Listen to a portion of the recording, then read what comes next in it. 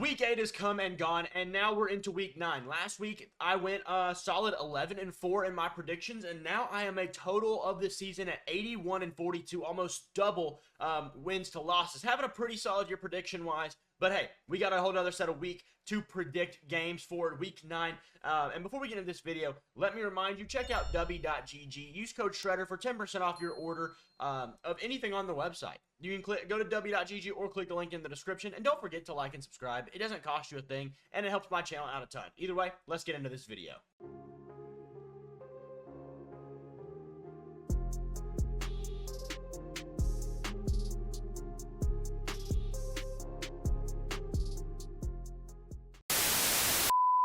First and foremost, this is what I had for predictions last week.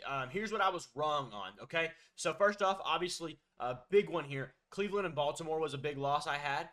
The Jets and the Patriots was a big loss I had. I did correctly guess these two, though. And then I got wrong the Dolphins game, the Bears-Commanders game, and the Vikings-Rams game. I believe that's where I messed up. I don't think anything else was wrong. Either way, we'll get to this week. Starting off, and we'll go with the neutral games, the non-conference games this week. This is a big week for a lot of games. Right now, let me tell you, the Steelers and the Niners are on bye. So, Colts and Vikings, this is a really, really big game. They're coming off the mini-bye. They're losing 2 straight. They lost to the Lions. They lost to the Rams. This is not a good setting for the Vikings right now. That's why I'm giving it to them. The Colts are bringing Joe Flacco off the couch. They've benched Anthony Richardson.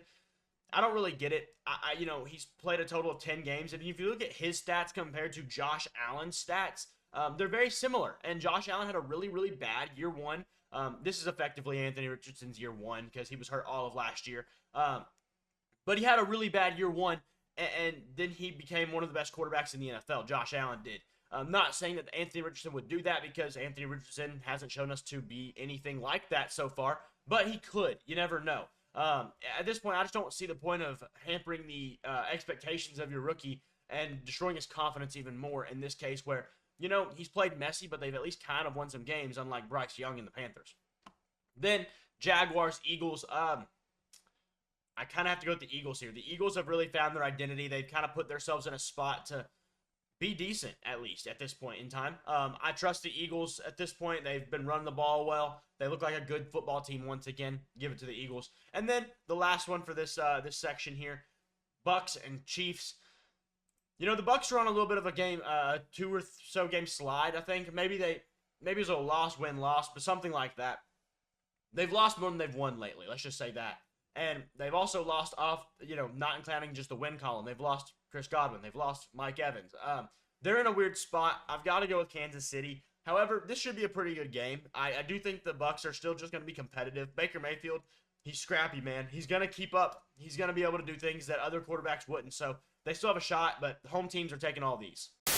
Moving on, let's go to the AFC. Texans and Jets. Jets haven't won in over a month. They look horrible right now. But the Texans also, you know, they've been winning games, but they don't really look very good. C.J. Stroud is not playing as good as a lot of people expected. He's been fine, though, actually. People just put way too much expectation on him, as I told you they would. Anyways, Joe Mixon has been the entirety of their offense. But if you know anything about Joe Mixon, he's about 2 weeks away from falling off and acting like he's never played football before. It's a yearly thing. Him in Cincinnati every year, about week 12, week 13. He just fell off the face of the earth, and he was irrelevant. So, yeah, I don't know what's up with him. They lost Diggs for the year. He tore his ACL.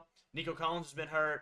Yeah, I think the Jets might be able to get this one done. I think the Texans have won a few too many games to this point, and it's time for them to finally start losing some. The Jets obviously haven't looked very good, but you know what? I'm going to give them a little bit of a chance here. I think they might have some semblance of a chance. Then the Patriots, the Titans. Titans have been not amazing. Patriots have been not amazing. If they couldn't beat the Jets last week, but the Titans, what are they? What are the Titans? They're 1-6 as well. Mason Rudolph was actually pretty solid versus Buffalo. He just was also playing for the Titans, so it's kind of hard to do a whole lot. Give it to the Titans. They're at home. Every home team's won to this point, and whatever. It's going to continue with Buffalo. I don't know that I need to say much about that. Dolphins picked a really bad time to have Tua come back. It's just not going to work in their favor a whole lot, man. Yeah, it's just not going to be easy for them, definitely, at all.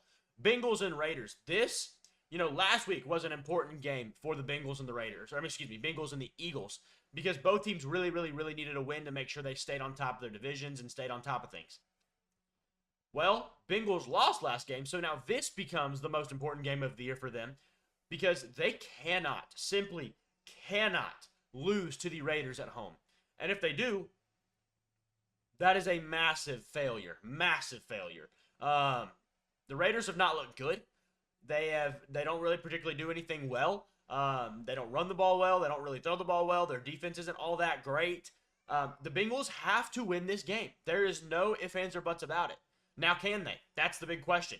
I'm going to believe that they can, considering they have the talent to do it. But if they lose this game, it is effectively over, and I guarantee T. Higgins will be traded within 5 days after this game if they lose.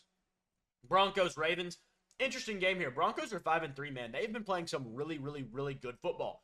And it's not been actually really good football. It's been playing exactly how I predicted they would at the beginning of the season where, they look like they are a good-ish football team that is capable of playing decent-ish football. That is kind of what it is. They're actually doing it at a better rate than I thought. I thought they'd finish with maybe 7, 8, 9 wins, and they'd be like, hey, they never really lost by more than 6, 7 points, and that's pretty good for them. No, they're doing it pretty well.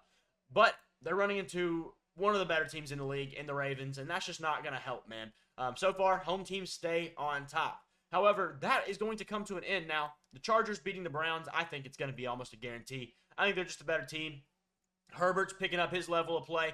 They're playing better football. The Browns aren't good at football. It's a perfect storm for them to be better. Going into the NFC matchups, Commanders, Giants. Commanders got a big win versus the Bears last week, but let's be real. They haven't played anyone. They really haven't. They've beaten only teams that are under 500. The Bears were they were over 500, but they won on a fluke tip ball where a Bears defender was being an idiot, taunting fans. That the ball shouldn't have been tipped. The player shouldn't have been open. There was multiple holding calls on it. They're lucky. They are. It's simple as that. And Commanders fans, don't get upset because you should have won the game before that. You should have. And if you think that's anything but a fluke, you don't understand what a Hail Mary is. But, hey, they have the one added in the win column. So, more power to them, right? The good thing for them is they are playing the Giants, who also suck at football. Yeah, not that the Commanders suck at football, but the Giants definitely do. They're going to get a win here. Now, this is a divisional game. Things could always go haywire. In a divisional game, you can always have an upset because, well, division teams just know each other better. But the Giants are simply not good at the game of football, so I'm not giving them any credit there.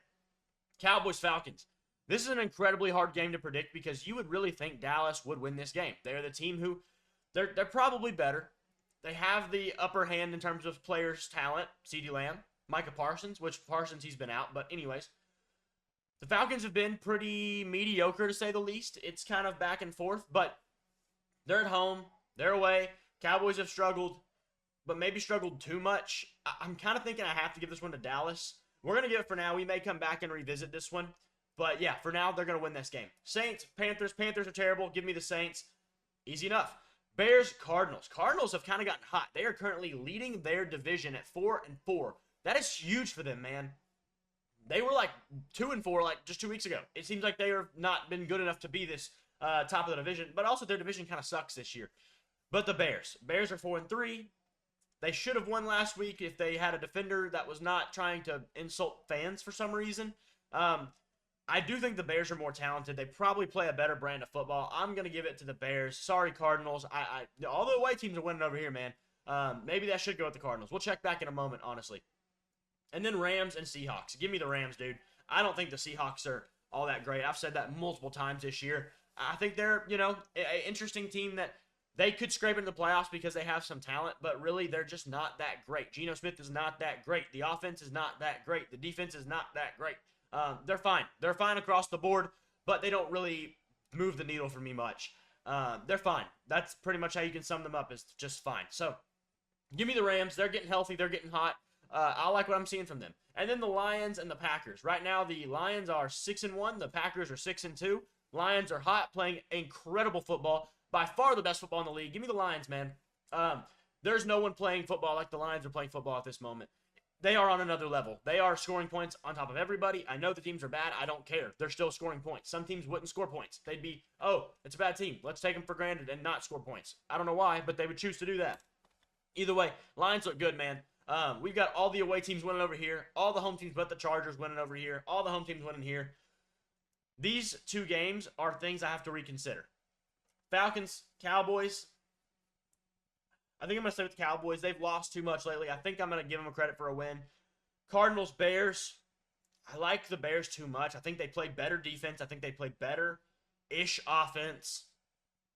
Yeah, I think I'm sticking with what I got here. Either way, let me know what you think about these. Let me know who you think will win this week, who won't win this week, who do I have wrong, and give me a reason for it. Make sure you hit that like button, that subscribe button, and I will see y'all in the next video.